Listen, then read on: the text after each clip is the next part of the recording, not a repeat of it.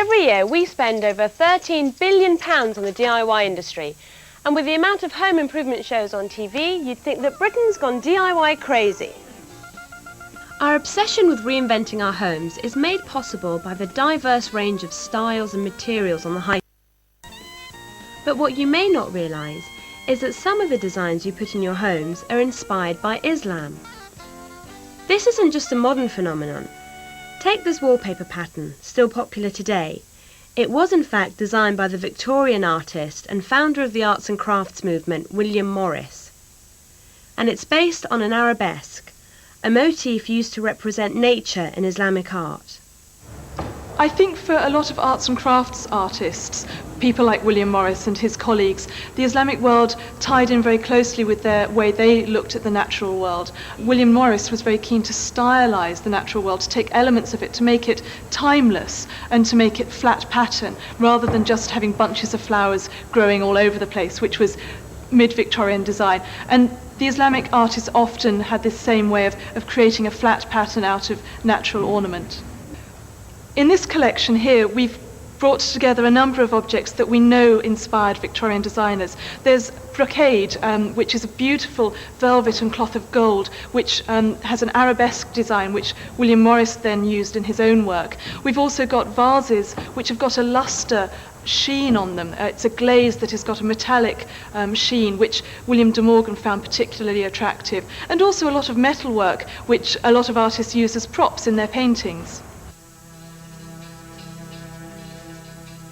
The Victorians were inspired by the beautiful decorative arts of Islam, but these apparently abstract patterns you see adorning the surfaces of mosques are not just there for decoration, they're full of meaning. And to find out more about Islamic art and what it means, I've come to VITA, the Visual Islamic and Traditional Arts programme, where postgraduate students are taught the theory and practice of Islamic art.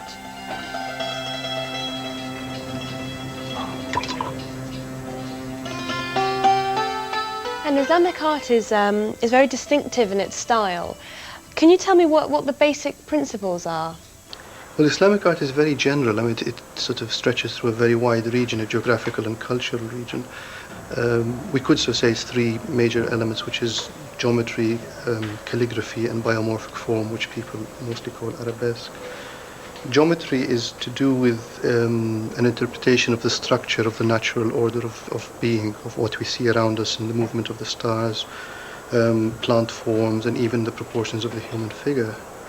While biomorphic form or arabesque is to do not just with the portrayal of the beauty of the natural world, but what is the essence behind this natural sort of process of creation. And it's not to do with representing the surface image, but with the essential quality of what is nature. Calligraphy, on the other hand, is a visualization of the word of the Quran, of the revealed word of God. And the Quran is the word of God which is revealed to Muslims. And the generation of a calligraphic form is a visualization of that form, and therefore it is the highest form or art in Islam. Nearly all Islamic buildings are adorned with calligraphy, along with intricate geometric and arabesque patterns. Rarely will you see humans or animals portrayed. This is because the creation of living things that move is considered to be in the realm of God, so Islam discourages artists from producing such figures.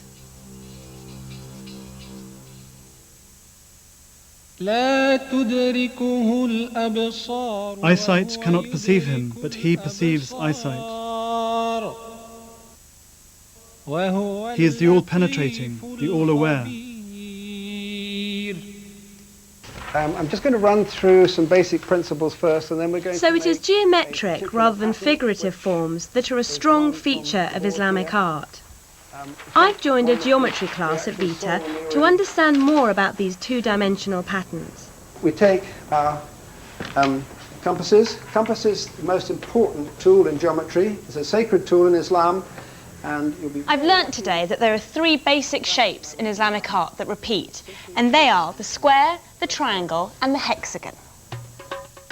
But the most fundamental two-dimensional figure in Islamic art is the circle. And since it has no beginning and no end, it's a symbol for eternity, unity, and wholeness. And it's from the circle that originate the triangle, the square, and the hexagon. These two-dimensional shapes and flat patterns inspired Victorian artists like William Morris, and they're still an inspiration for artists and designers today. These paintings are by Vaseem Mohammed, who lives and works in the East End of London.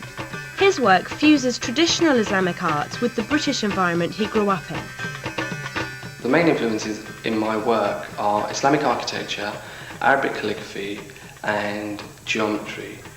The calligraphy that I use is based upon the Quran, which I incorporate in my work, and the environments behind the calligraphy in my work is the environment that I grew up in, namely the East End of London. I went to Pakistan in '89 and I was influenced heavily by the architecture, the domes, the minarets, the walled cities, the Medinas, the tile work, the arabesques. The cities that I paint, they're quite universal. You can find those cities in North Africa or the Middle East. The piece here is called Reflection. It's done in a Kufic style calligraphy, which is reflected over, and it also has two moons. One is quite perfect, the other one is less than perfect, and that is to illustrate that only God makes things perfect, and we as human beings are quite fallible. The textures behind the painting are to do with the environment that I grew up in, which is namely the East End of London. A lot of peeling paint, a lot of buildings that were quite dilapidated. The whole piece itself, it's a reflection upon ourselves as human beings. When non-Muslims buy my work, I get a great deal of satisfaction out of that. It's like a window for non-Muslims. It's a positive window for them to come into, learn more about Islam, learn more about the calligraphy, the heritage, and it's quite a positive view about Islam.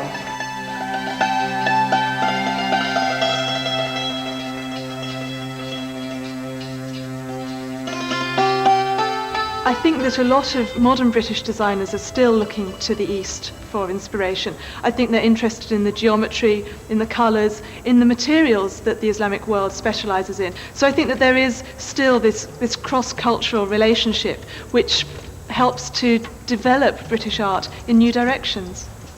So Islamic influences in design can be found all around you, in the gallery, on the high street and in the home.